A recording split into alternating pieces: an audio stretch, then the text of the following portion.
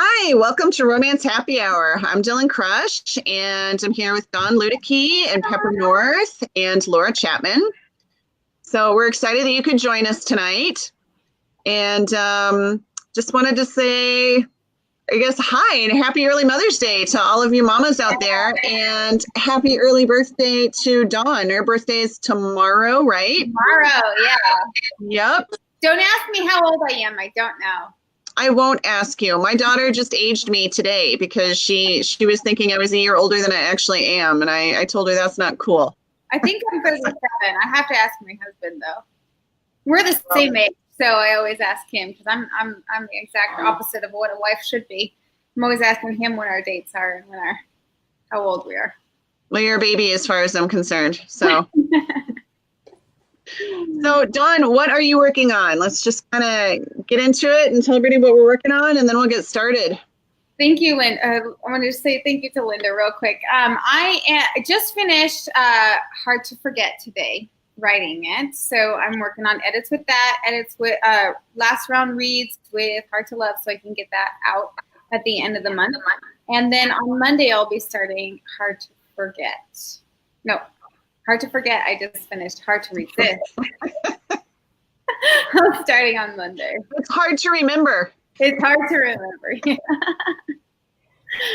So that's just keeping me super busy. And then feverish babies, little strep throat babies are keeping me busy as well. Oh, for a second, I thought you meant that was the name of a title. Feverish babies. Yes, you've had sick kiddos.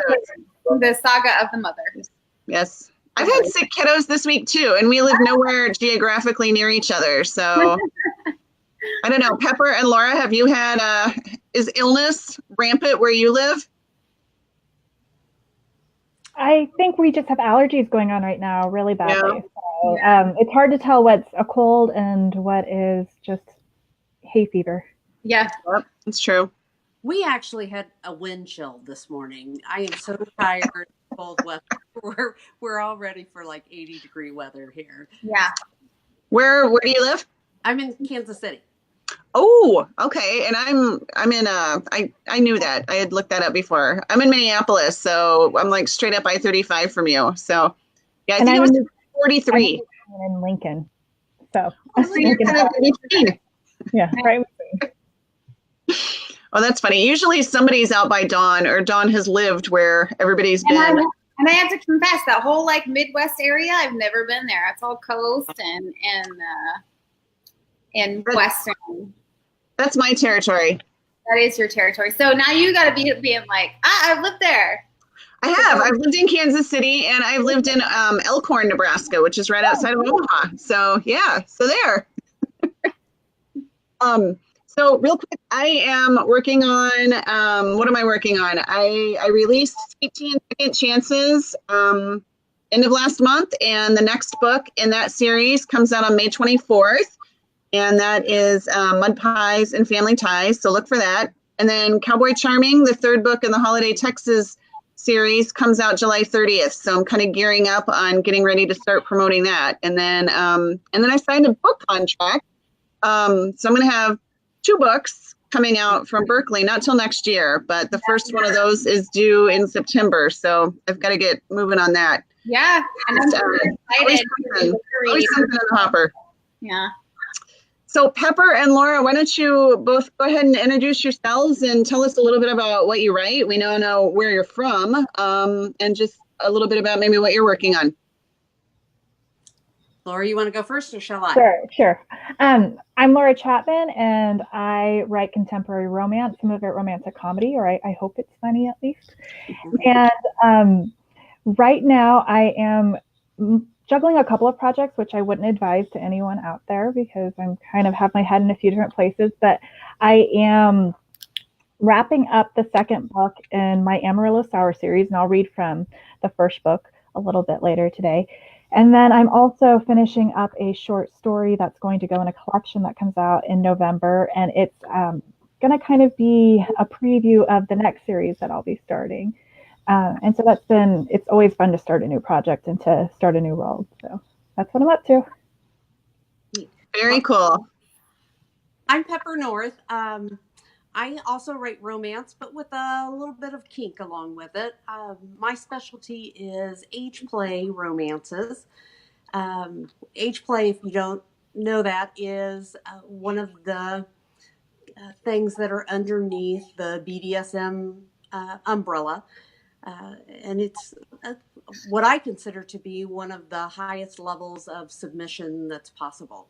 So I love it. It is a growing market that is just kind of exploding right now. So if you haven't ever read a Daddy Dom book or an age play book, check one out. I find my readers generally are people that confess to being very stressed, and the idea of having someone take care of them and them not worry about making all the different decisions is very appealing. So if you're one of those stressed out people, join us and give it a try. I know, it's all of us. Yeah, if you follow Pepper's Instagram or Facebook pages, you'll get treated to some nice man candy. I will say it's been a couple of times that I've been scrolling and I'm like, oh, not appropriate for children. Oh no! Oh, it's all right. They're always clothed. They're but yes, they are rather attractive most of the time. So, yes. Yes. A lot of ripped abs. Linda likes that. Linda is one of our regular viewers, and I'll call her out. Yeah. I love it. Well, I have been busy at work. I am working on several different short stories for anthologies. I actually am doing the last one. I've had 4 this year that I've been working on, and they're all kind of due at the same time, right around July and August. Yeah. So, I am not a good under pressure writer, so I have gotten them all done between different books and have them all ready to go. So this is the last one I'm now working on, and it's an important one for me. It's for an anthology that's been organized by a writer that actually is the one that inspired me to start writing. So quite a pleasure to be in her collection, and I want to make this story really, really good. So I'm to the last maybe scene and a half of the book, and it's all coming together perfectly, and I'm just thrilled. So that's always fun. So start looking for some anthologies. There's going to be a lot of books out there. And then you'll take a nice long break, right? You know, I kind of enjoy putting out a new book every once in a while. I'm on a schedule of about every 3 weeks. I have another book. Wow. That is fast. Yes. Mm-hmm. I'm very fast. I'm struggling. I don't sleep. How big is your books? Are they novellas? Are they most of them range about 150 pages, so about 35, 40K. Okay. Some a little shorter, some a little longer, but that's kind of my sweet spot. Yeah. Nice. Awesome. So before we get started, Dawn, I almost forgot. You have a helper there. I don't even know if Karen is watching, but but she'll pop on later. She always does. She might. Yeah. So Karen, I believe it was Karen. Pretty sure it was Karen. Yeah, Linda's just asking who's beside me. This is my special guest. This is my daughter. And my husband's scurrying away. He's over there, but he's sick, so he's not going to show up today. This is my beautiful daughter, Miss Emma. Hi. And so Karen had dared us to eat weird foods live, but I can't have sugar. So my daughter volunteered as tribute to do this for me, as Dylan put it, to do this for me and explain it to us and see how it is. My teenage son wants some afterwards, but this is for Karen. You don't think you can get it. So this is Dr. Pepper flavored cotton candy. Dr. Pepper flavored cotton candy. I didn't see the pickle or any of that business that she was trying to get us to eat. Okay, does she have a large enough bite to be able to really tell? Get a big bite, Missy. Big bite. Like, sorry, Emma. I would totally do this to your mom, but she's wimping out. I am. I will get violently ill and not be able to finish this with you. And that would be tragic. So yeah, we don't want that to happen. Go ahead, Missy. Then explain it to us in great detail. Is it good? Okay. No. No. All right, I'll try a teensy bit and maybe hopefully we won't get Does it taste like Dr. Pepper? No, it just tastes like cough drops. Oh, Ooh. cough drops. Ew. So then why don't you go give this to your brother and let him finish it, unless you want to. No. So that's for Karen. Sorry. all right. My Special feature. Yeah, special feature, and that's my daughter. Linda says your face says it all, Emma. So Karen had, we had asked what people would want to see on Romance Happy Hour. Yeah. We were thinking of doing, we do our show the second and fourth Thursday of every month, and we were talking about potentially doing some stuff in between.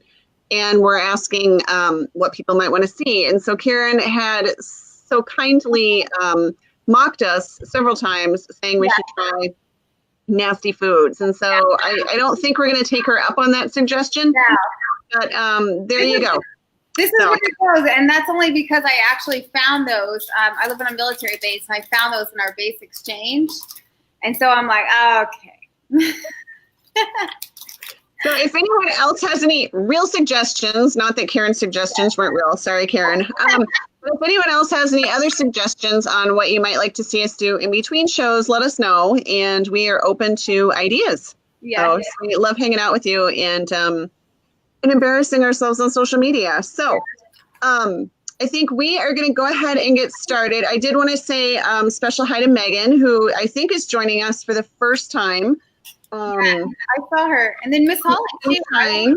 And Holly, I don't think Holly's been here before. So hi, Holly, glad to have you. Hi. And someone did point out that, yes, my pick notes from 2 weeks ago, I was at the Barbara Bay Reader Appreciation Weekend, and the pig wounds are still, well, I wouldn't really say they're floating. They're still hovering.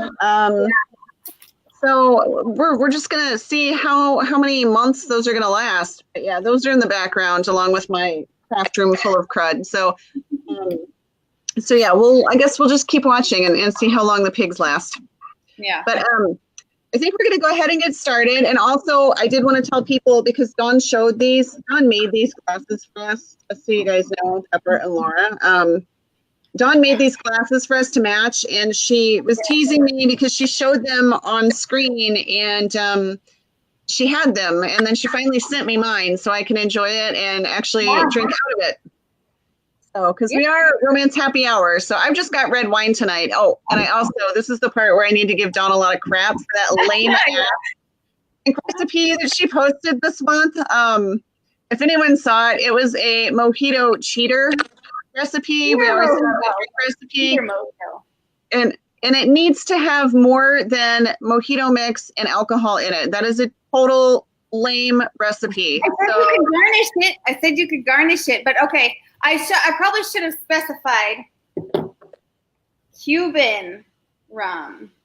Oh, that makes all the difference. Yeah, my husband came home and brought me Cuban rum, and then over there is some Puerto Rican or Panamanian rum. I can't remember which one, but he brought me some special booze from down south, down there, and foreign countries, you know. So we're giving you a pass this time because you've had feverish babies. I did, and I was doing it right in the middle of hospitals and visits, and yeah.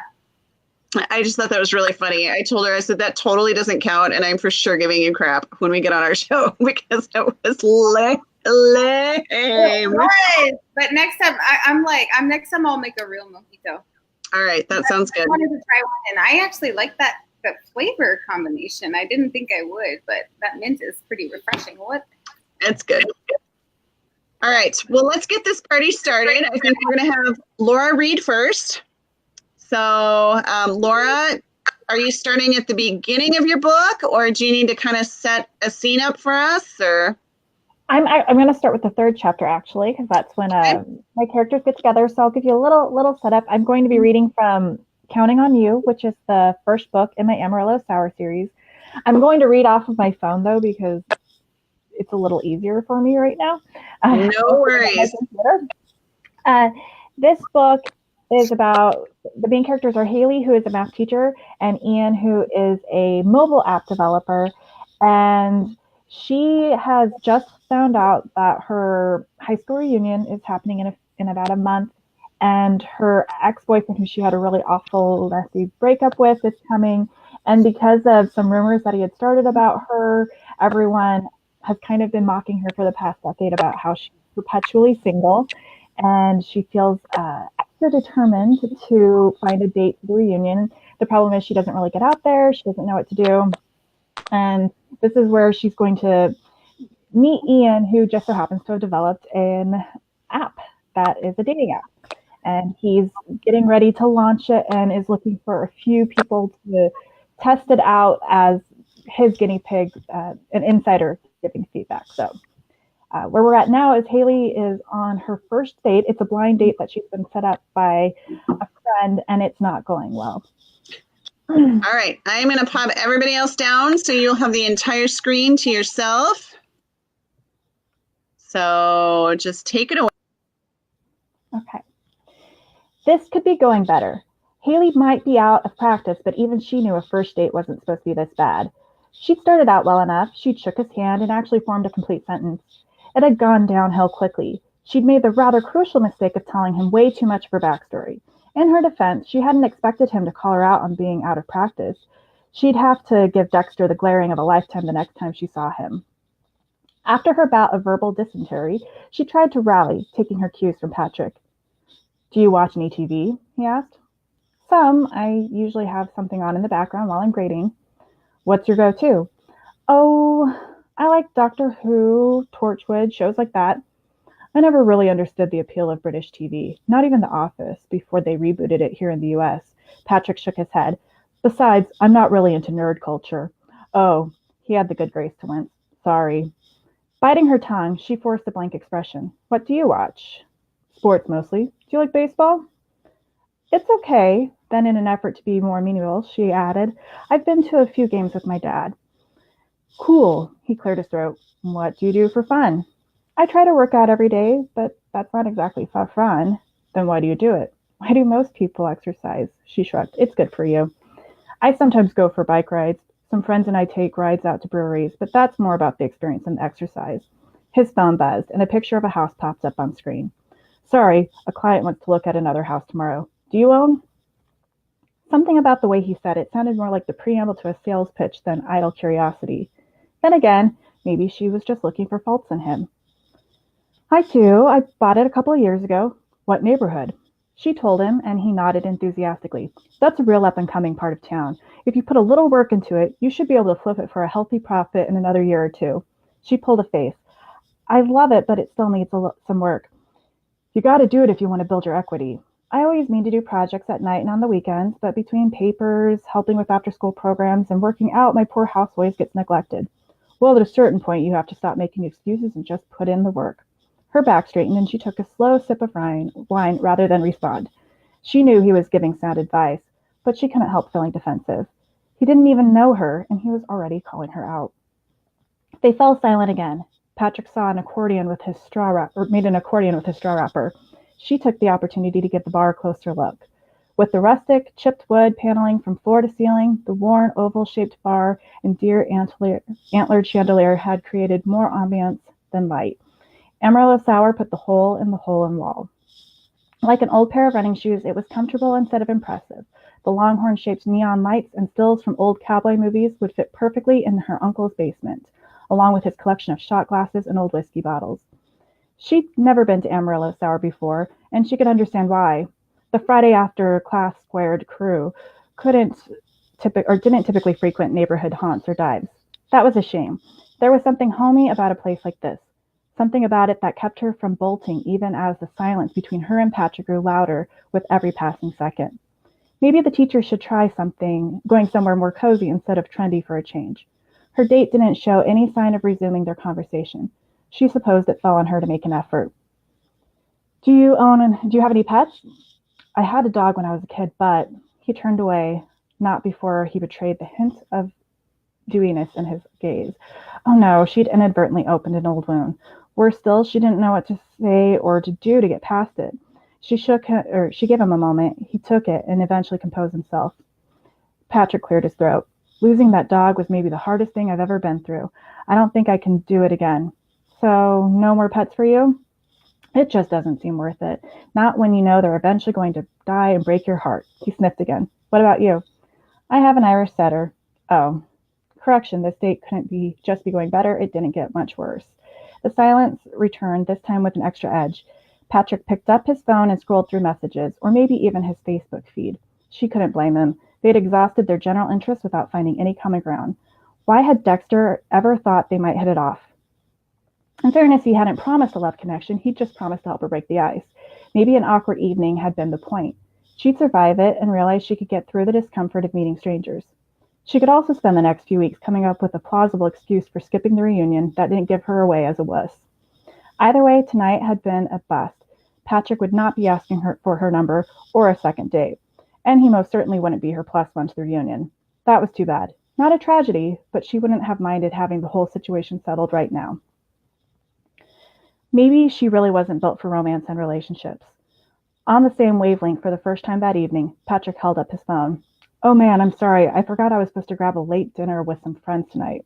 She searched his face, trying to see if he was lying or telling the truth. It didn't really matter. They both knew this was a disaster. Why prolong the agony just to be polite? You should go meet them. I've got this. Pulling out his billfold, he tossed a few bills on the bar. Then he hesitated. I can wait until you finish. I'll manage on my own. That was all the convincing he needed.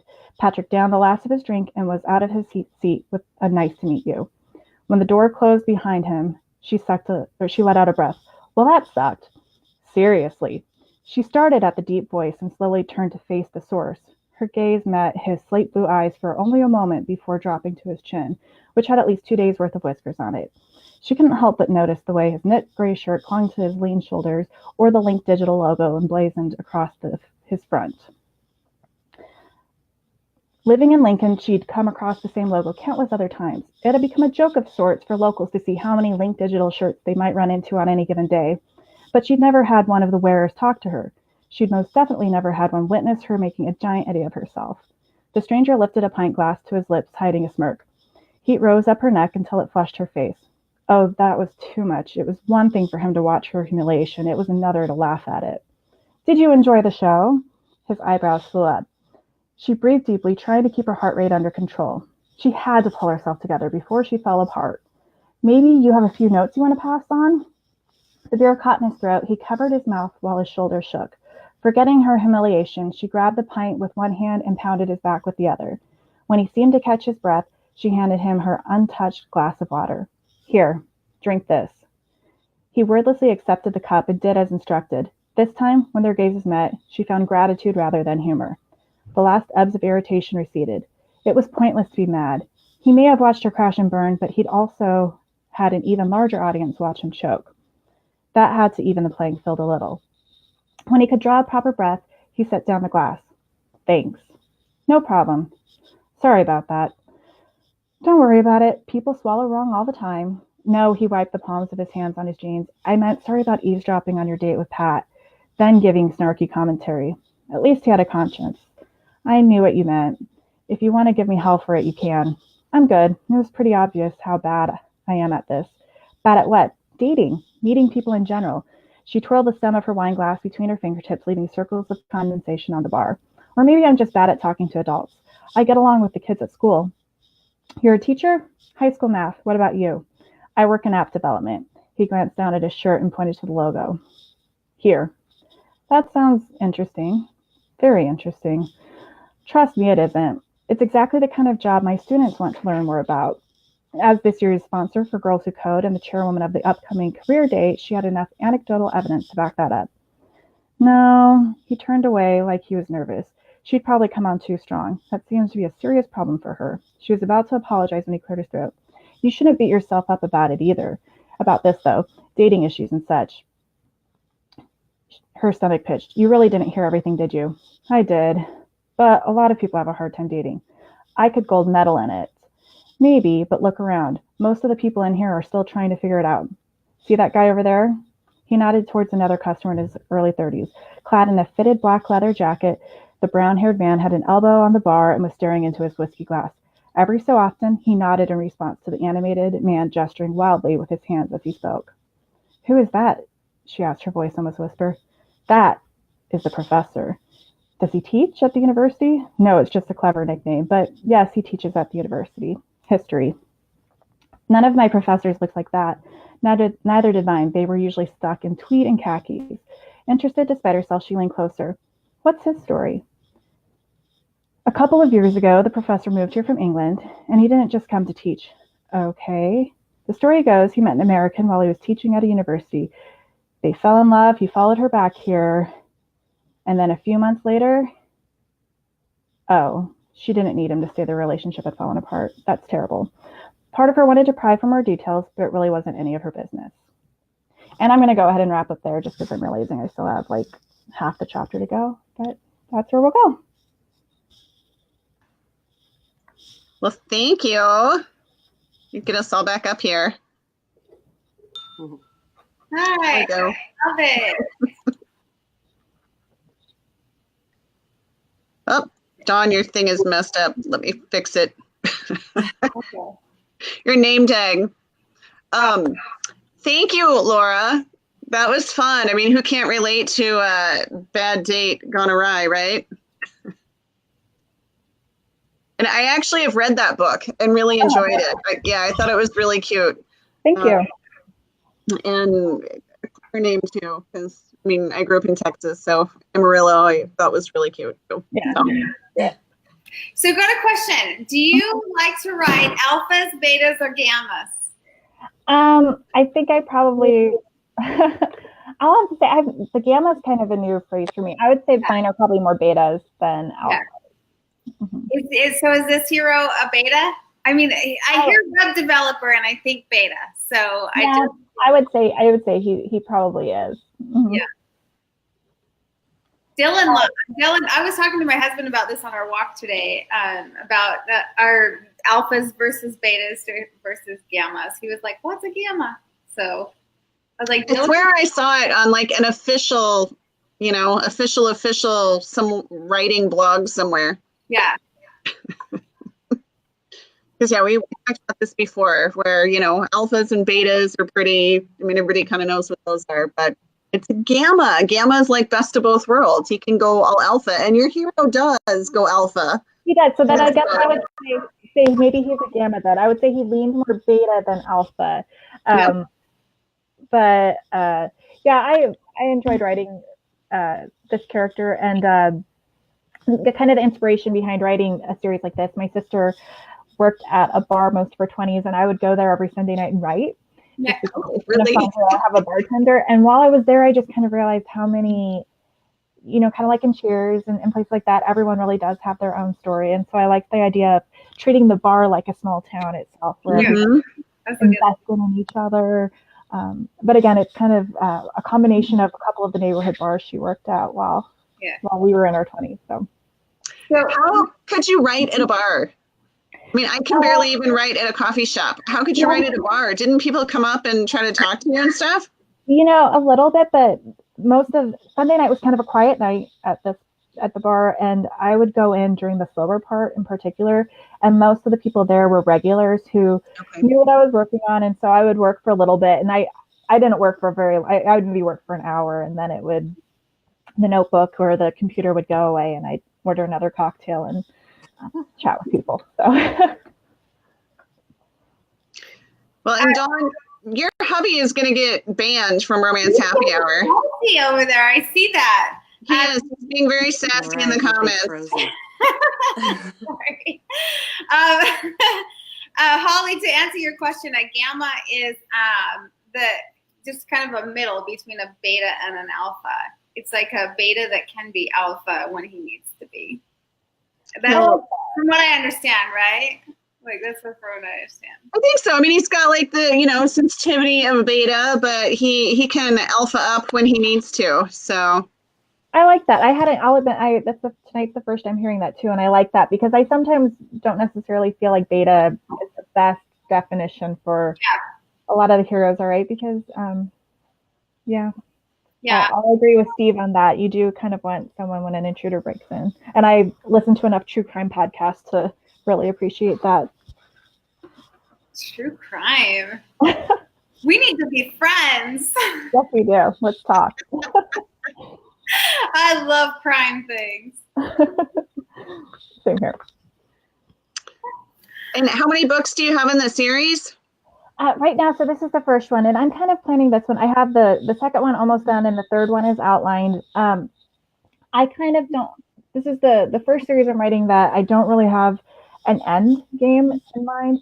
I do have a couple of books down the road. I'm interested in plotting out too, but I think it's a little farther down. And I just really see, again, as people come and go, this is kind of evolve over time.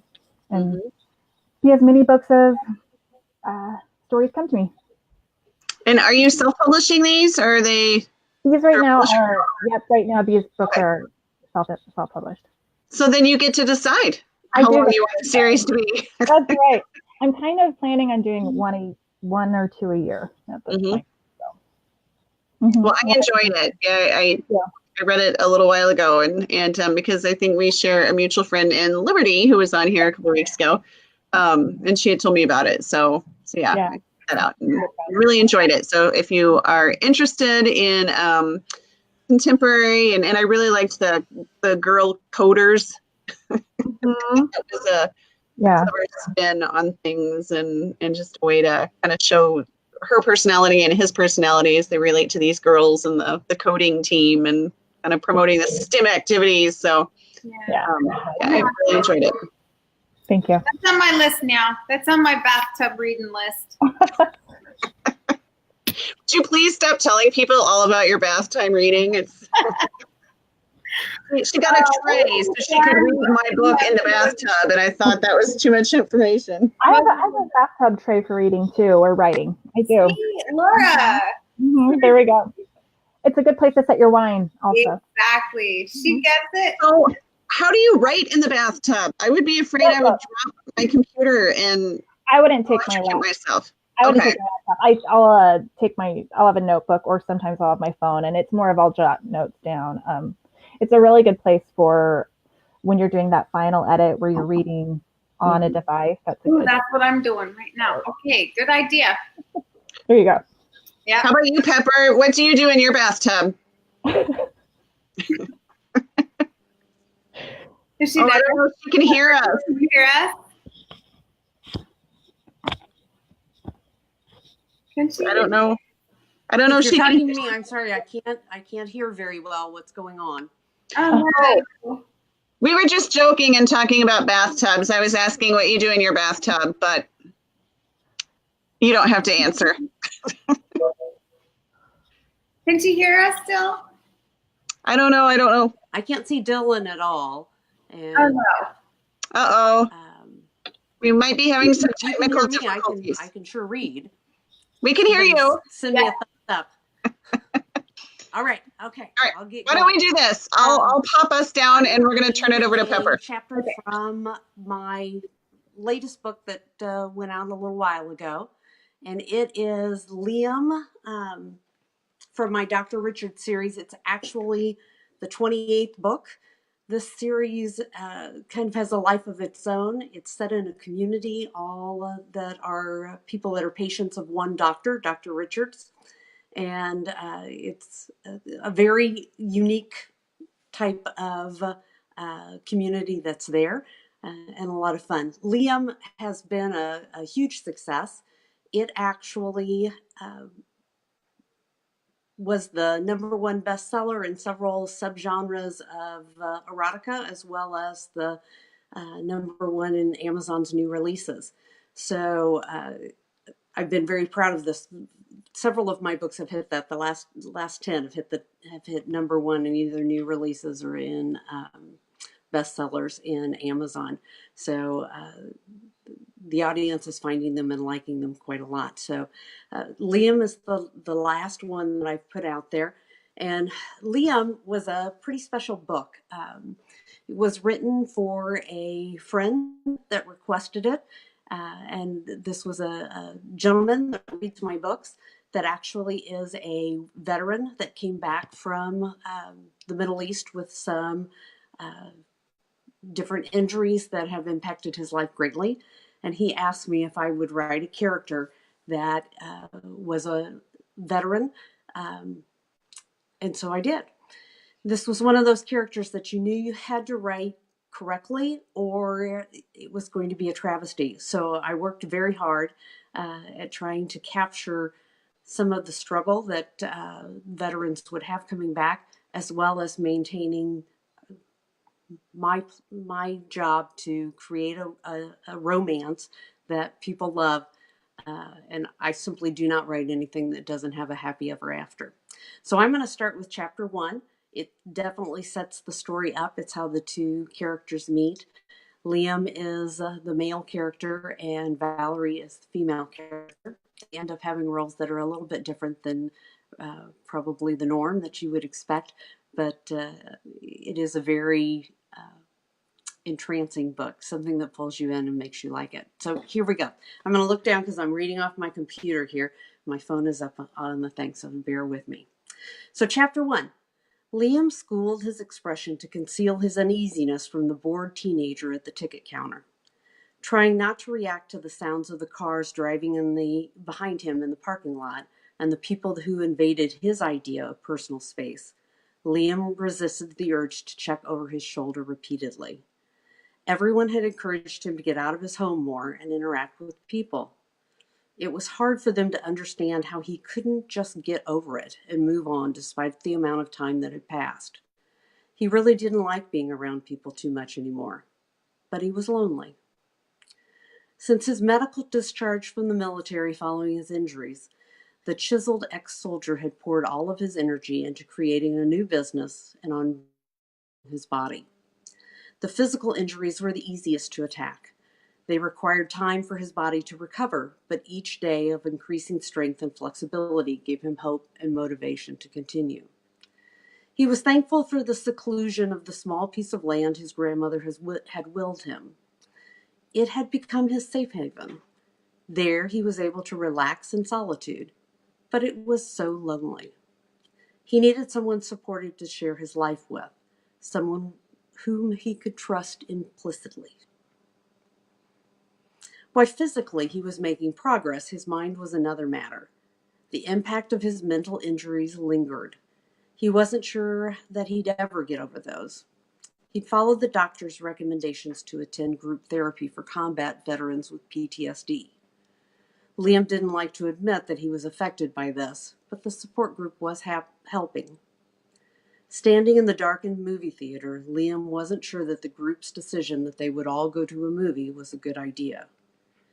Despite the advice from the other veterans to come with the group, Liam had chosen to face this challenge alone. Squaring his shoulders and mentally preparing himself, he automatically walked towards the back row of the movie theater. Liam knew he'd have to sit with his back to the wall to even think about relaxing enough to watch the show. Even though he knew the odds of someone attacking him from behind here at the mall theater were incredibly low, old habits were hard to break. For now, he needed the reassurance of being protected on one side, at least. Deliberately, he had chosen a lighthearted comedy that wouldn't have any loud booms or explosions. William thought he had controlled all the variables that could create a problem for him, but he was still on edge. He started the shallow, deep breathing techniques to try to slow his breathing when the sweat began to bead on his forehead. It helped him regain a portion of his control. The small afternoon crowd of moviegoers scattered people randomly around the theater. The lights dimmed until the theater was fully darkened. Silence descended over the audience, allowing him to relax a bit more. As the previews began, his arms tensed on the armrests once again. Returning to taking shallow breaths, Liam stared intently at the screen in front of him. He'd forgotten about the previews. The first was for a children's movie. The cartoon looked interesting. Maybe he'd go see that one, if he survived the film today. Kaboom! The next preview began with a loud explosion that stiffened his spine. Immediately, Liam felt his hackles rising. More flashes and lights and explosions showcased the upcoming international spy thriller, rattling the theater with sound. Liam instinctively stood, moving into the protected space in the back corner of the cinema. A young couple and an older woman hurried to change seats to get away from the strange man lurking at the back of the theater. Their pointed comments about his particular behavior interrupting the movie registered on his mind, but trapped in his thoughts, he couldn't positively react. The older woman sat briefly, furtively sneaking looks over her shoulder before she rose to walk quickly out of the theater. Liam's eyes lost focus. He was losing touch of where he was. Ghostly combat scenes began to appear hazily to fill in the darkness at the edges of his vision, to take him back to a faraway battlefield. Trapped between two places, his breathing became difficult, and he began to hyperventilate. His eyes stung as the sweat started to run down from his forehead. Instinctively, he wiped it away, trying to clear his vision. Liam pressed himself against the wall to control the shakes that always came with the adrenaline that raced through his veins. A teenage boy's voice pierced the darkness, sounding falsely brave. "Sir, I'm going to have to ask you to leave. You're causing a disruption. Please follow me." His weak command fell on deaf ears. "Get away from me," Liam growled as he took a defensive posture, balancing forward on the balls of his feet. "Little boy," a stern female voice. Sounding as she was right next to him, Liam's head whipped around to assess this new threat. How'd she get the drop on him? "Little boy, I'm going to put my hand on your shoulder. Hold perfectly still, please," her voice demanded. Waiting several seconds for him to process her words, Valerie Reynolds wrapped her fingers around his shoulder. There was neither aggression nor hesitation in her solid grip. She simply followed through on her words, unconcerned about the potential danger. "Ma'am, I don't think it's a good idea to get too close to him. He looks violent," the teenager warned. "That's crap. He's okay. Just give us a minute," the beautiful voice said with utter disdain. Unable to talk, Liam's eyes fixed on the side of the small, light brown hand touching him. Her delicate feminine scent wrapped around him. The fresh scent of wildflowers drifted from her long, flowing hair. It couldn't mask the natural scent of her. His nostrils flared to breathe in as his eyes fastened on her. Already her presence seemed to ground him, bringing him back to the movie theater. Some of the ghosts began to fade away. Exhaling noisily, he traced her hand to her forearm, bicep, shoulder, and over the soft scarf wrapped around her long, slender neck to cup her face. She was beautiful. His mind registered that she was Hispanic, maybe Puerto Rican. The long, flowing brown hair spilled over her shoulders to frame her heart-shaped face. Her eyes were dark and fixed on his. "Tell me your name, little boy," she asked. Her tone did not brook a refusal. It reminded him of drill sergeants from his past, only maternal and not nearly as loud. His long years of training made him respond instinctively to her commanding presence. He couldn't help but follow her requests. No, not requests, orders. They were orders. She seemed to be keeping the demons at bay and even dispelling them. "Liam," he forced from his lips. When her lips twitched ever so slightly, he knew he'd do anything to make her smile. "You?" "I'm Valerie, but I believe you will call me something else." Her hand slid lightly down his arm to his hand. She linked her fingers through his and squeezed his hand in return as he latched onto her fingers tightly. Holding his gaze, she commented without emotion or stress, "I don't believe I want to watch the movie today. Would you escort me outside for some fresh air?" "Yes," he answered. Gratitude filled this one-syllable word. He held on to Valerie's hand as if he would never let it go. Keeping his eyes glued to her shapely form, he quietly followed her past the tense teenager and the scattered observers who watched with concern. None of them mattered. She did. I'm going to stop right there at chapter 1. You can tell Liam is a very special character, one that I fell in love with as I was writing. So I think you will really enjoy the book if you give it a try. Sounds really good. Yeah, that was great. Thank you. So can you hear us now? I can hear you now. Yay! Okay. Oh, good. That was weird. So, I mean, he obviously has PTSD. Do you address other issues like that in your other books, or? Oh, she kind of froze. Yeah. Shoot. Unless she's thinking really hard. No, I think Pepper froze. Maybe Oh, pop her out and see if she can come back in. yeah, she's coming back in. Hold on. Okay. She hopped out. Now she's coming back in. Okay. All of a sudden, it just went totally blank. Wow. You kind of froze with your eyes closed, so Yeah. we were thinking that something had gone wrong. Yeah. So I wanted to ask, he obviously has PTSD, as you said. Do the characters in your other books struggle with different issues? Are they all veterans, or is it a mix? No, and Liam is my first veteran that I wrote about. I have a whole variety of different characters that come in, and I hope that people learn to love them as much as kind of Liam makes people feel. Instinctively, you just want to reach out and know more about that character, and I hope all of my characters are kind of like that. Yeah.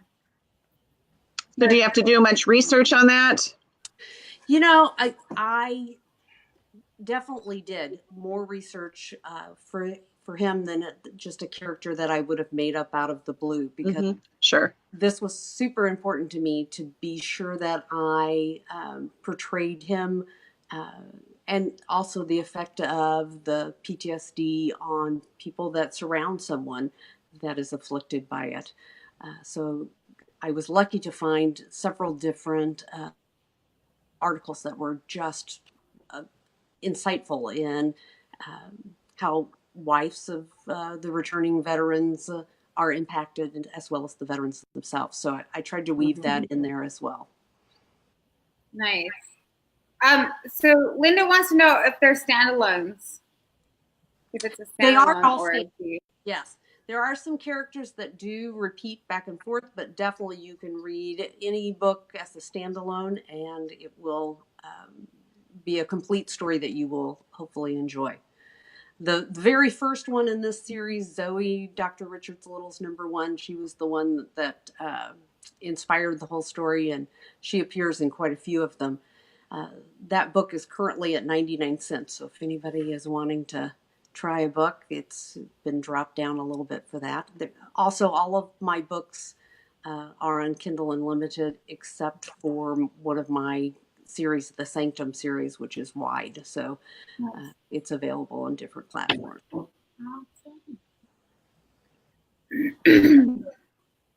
So you did what kind of you did online research for that, and then what else did you talk to military guys, or I was very lucky. I have a reader who is a veteran who was a great source for me. I could zing some questions to him and say, okay, what kind of things could possibly someone be feeling in this environment, or what would be a reaction that would be typical or normal.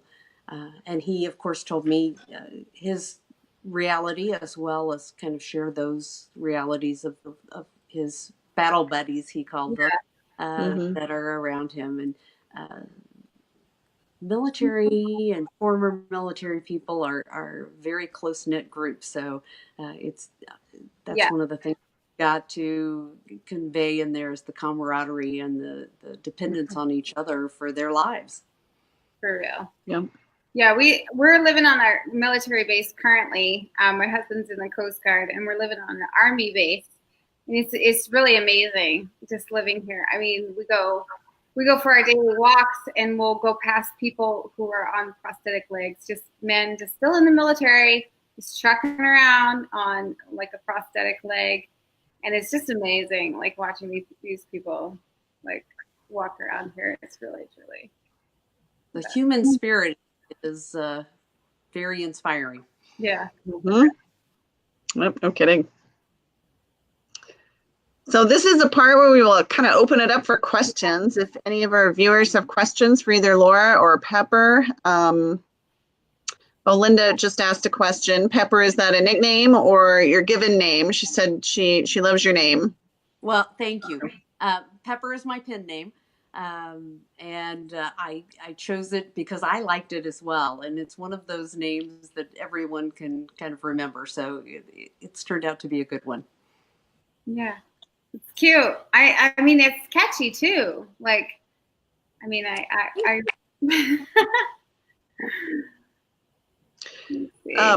I would like to know, just because as, you know, fellow author, I'm always curious about other people's process. Yeah. So for both of you, are you plotters? Are you pantsers? Yep. Are you in the middle? Laura kind of said that you had already outlined a book, so I'm assuming you're more of a plotter. I lean more towards the plotter side. I would say I love the term pantser, because I do an outline. I put a couple of sentences per scene. I know where we're basically going when we get in the car, but I do like to keep the stories fluid, and I'll make adjustments as I go. And sometimes that completely alters what I've originally planned. But I do come into each story with a general idea. They just almost never turn out exactly like I thought they were going to when I first start, though. But I do like to go in with a bit of a map. And Laura, how long ago did you start writing? I started my first book back when I was in college, but the first time I actually wrote a book to completion was I finished the book in February 2011. I started it in November 2010 for National Novel Writing Month and wrote the first 50,000 words. Basically took off December, which is still kind of my MO, and then finished the book in January and February.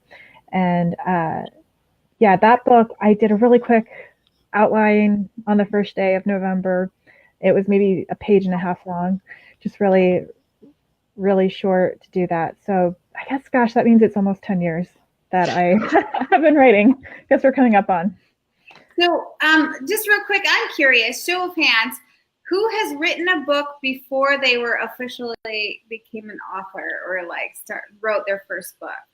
Like who started a book in like elementary school or previous, like you just said? Oh, maybe. Yeah. Pepper, you didn't? I am the weirdo. I wrote a story without telling anybody. I put it out on Amazon just as a fluke. I didn't tell my husband. I watched it sell. And then when the money was going into our bank account, I finally had to tell him what I was doing. And I never in my life would I have ever thought that I would become an author and write any books. And now I'm, I think, 43 books to writing. I love it. Is the job I had. Is she freezing up? Yeah, you're kind of fading in and out. Okay, so Karen also wants to know, do you work as an author every day or take breaks along the way? And have any of you ever been to a book con? I'll go ahead and start, although it looks like we're getting Pepper back. I'm sorry. Somebody asked me a question. I apologize. It's all right. The technology is awesome when you can count on it. And yeah, sometimes we end up with glitches. So yeah. All right, Laura. Yeah. So I have a full-time job actually. I work at a museum. I'm the communications coordinator there, and that's what I do during the day. I try to write every day. It doesn't happen. That is the goal. But I find that that's why NaNoWriMo, National Novel Writing Month, works so well for me. I find that if I take a few months a year where I tell everyone, I'm writing my book right now. Love you. I will see you next month, and make that my priority. And it works a lot better. But as I'm sure everyone here can attest to, as an author, there's a lot that happens that doesn't involve writing. Mm-hmm. And that's just even on the production side. There's always editing. There's always a blurb to write.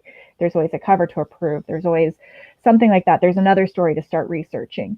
And so you have that, but then there's a lot of marketing that happens every day. And I am lucky to have a really great reader group where I'm in talking with my readers throughout the day, every day. Always trying to get social media going, working on ads. So I feel like it's a full-time job, but the writing doesn't always happen every day, though I wish it did. Yeah. Pepper, what about you? Are you a full-time writer? Do you work every day? Or do you take breaks along the way? I write every day. I take my computer on vacation. I love the plane. There's nothing to do but type away. So it works really well for me. And I just hope the people behind me can't read over my shoulder.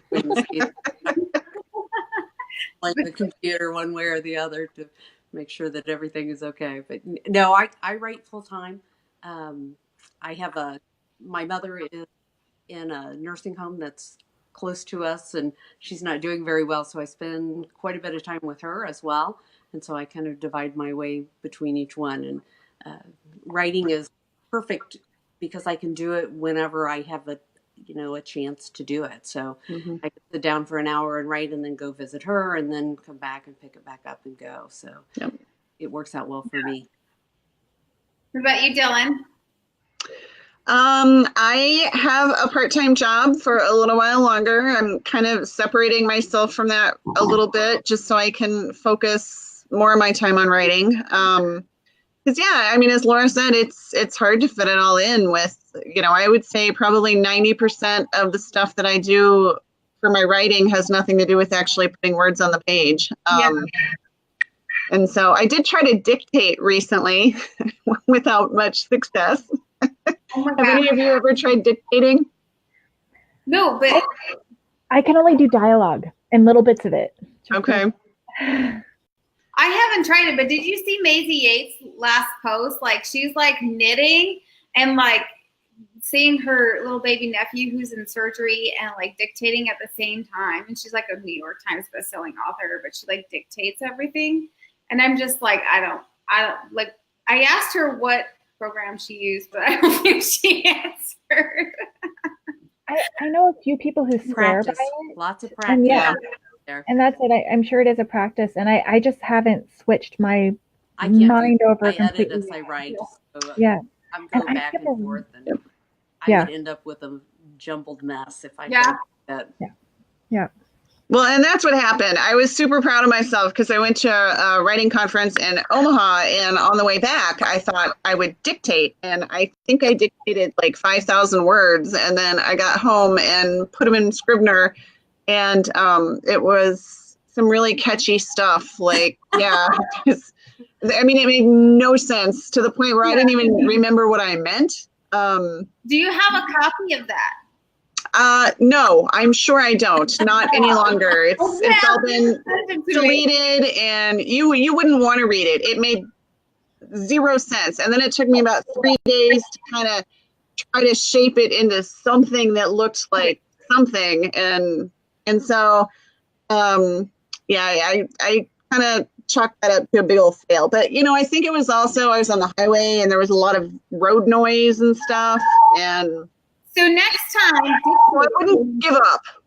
Then send me a copy and tell me to clarify it for you and then see what happens. I don't trust you at all, Dawn, because as I recall last time you promised that you and Magic Steve there were going to act out a scene from your book, and I don't see that happening. I think he's catching the strep throat thing. So, because I'm like, babe, I need somebody to come on live and like eat this. And he's like, I got a cold, baby. I am not going to come on with a cold, but maybe next time when I'm not sick. So Promises. Yeah, but we'll see. He's down there talking up the alpha males. So, I mean, I know. All talk, no screen time is what I see. My husband is smart enough that he stays far, far, far away. Like, he's not even on the same floor as me. If it were up to him, he would be not even in the house when I do this. So, yeah, it's funny. I'm trying to get him to narrate audiobooks. I know, that's what you said, but see, we can't even say if he would be a good narrator because he won't come on here and actually talk to us. All right, well, I'll post a picture of him later. So. Well, a picture doesn't matter, Dawn, if he's reading a book on audio, honey. All right. I'm still going to post a picture, though, because I've been wanting to post it for a long time. But he's like, wait, baby. It's a tattoo he got, right? So my favorite book is Persuasion by Jane Austen. Me too. I got half of the tattoo on my ankle. It's the saying and says, wait, I'm drunk, so let me. She drinks like a half a glass of wine and she can't even sit upright. Cheap date, though. Oh. That's the best way to do it. Mine says, I have loved none but you, right? So yes. His says on his chest, he got it on port call last patrol. His says, I am half agony, half hope. Tell me. Yeah, that I have. Linda, you're funny. I have it. I have it on my wall. That quote. See, Laura, I do. It's one of I know. You. Like yeah, please do. It's one of my favorite books. Mine too. Love it. And it's my book. The Marrying Type is a modern day reimagining. So what is it? The marrying type. The Marrying Type. Yeah, Anne Elliot is a wedding planner, saving the family business, all of that. But yeah, I love Persuasion. It's peak Austen. It is my favorite Jane Austen by far. Yeah. Like, everybody likes Pride and Prejudice. I love Persuasion. Yeah, same. Girl. It might be. I feel like we just made a match. I know. A romance happy hour. Are you doing nationals? That's what I am. Yay! Oh, coffee. See you there. Yeah. You have your cat out too now. I see. Pepper has her night. Yeah, it was funny when Pepper was reading and we were kind of down in the little lobby. I saw you, Laura, with your kitty cat that was jumping behind your head. I had to get up because cats all want to join us. I had my office door closed to try to avoid it, and he just was like throwing himself at the door and crying, and I figured it would be easier to let him in, and then I was very relieved that you were the only one who could see me trying to negotiate him in our life because he just See, I have a dog at my feet, but he's been really quiet and he doesn't move during these things. But yeah, if the cat were in here, the cat would be probably. He's actually right here rubbing against my computer now. And for the Pride and Prejudice fans, his name is Bingley. That's funny. And his sister is Jane, and she's in hiding. So. Oh, I so love that. I really love that. Yeah. I keep asking my husband if we can get a cat, and he keeps saying no because he doesn't want the litter box fiasco anymore. But well, he's only home half the time, anyways. Right. See, and so I honestly, legitimately today thought maybe I'll go buy a cat for my birthday and not tell him until I show up with it, and then I'm gonna name it Captain Wentworth. Like, I'm not even joking. I was thinking that today. I'm like, I'm going to name it Captain Wentworth and then see what happens. I have lots of, I saw a cat get posted the other day and I was like, you would be a perfect Emma Woodhouse.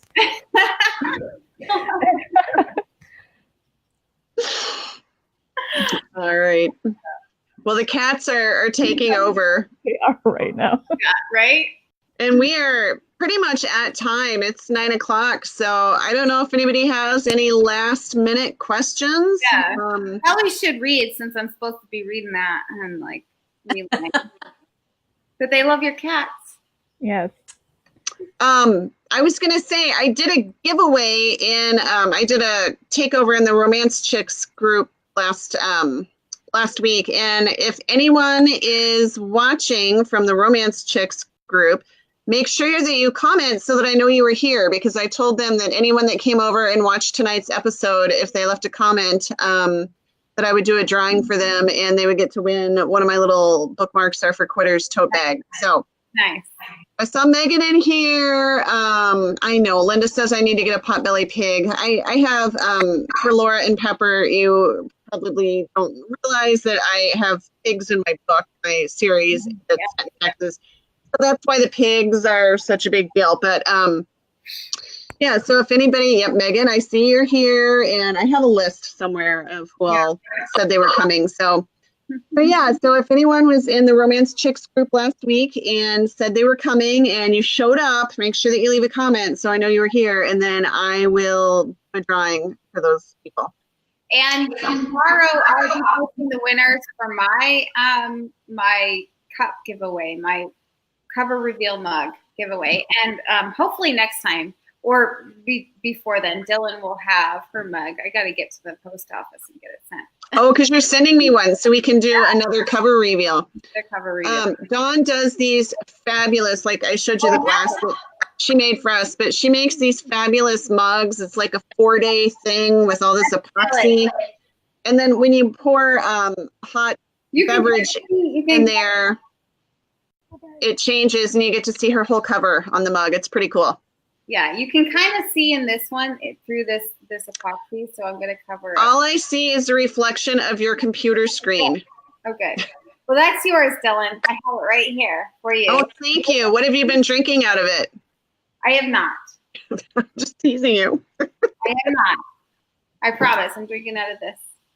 I'm teasing you. So I'm going to be giving away, I have 3. I have one for every book cover. The third one is going to my VIP team leader, and she's going to be revealing that with me probably in a month or so, I would think. And this is the one I'm giving away tomorrow. So if you haven't, pop over to, I think it's on Romance Happy Hour on my page to enter it tonight, because I will be choosing tomorrow. And I love it. And it's like, I'm kind of sad to give it away. And we do have the giveaway for Laura and Pepper that is up on our Romance Happy Hour page. So if you haven't entered that yet, make sure you do. We will leave that open for another day or so before we draw a winner. And I just want to say thank you for coming on here with us and Thank you. And chatting through our technical difficulties and sharing your work. So next time we're trying to work that out still, because Dylan is. Or you're going to read for us, right? I think I must have signed up a long time ago. Yeah, I was going to come on next time and read probably a little excerpt from Sweet Tea and Second Chances, and then also the next one that releases May 24th. So yeah. I'll read a little bit from that too. And we're still working out the technicalities for that, but we will get it posted for our guests, even if it's Dylan next time reading. Well, it won't be just me. I don't want to fill an entire hour of just me reading. We'll find another brave soul. Yeah. Read. We could do that. Maybe your husband could just read my book. We'll see. Let's do it. We'll figure it out. Let's see if I can get her to do it. All right. Well, thank you for joining us. Pepper and Laura, thank you very much for being on. We really enjoyed having you. And we will catch up with you next time. Thanks. All right. Bye. Bye.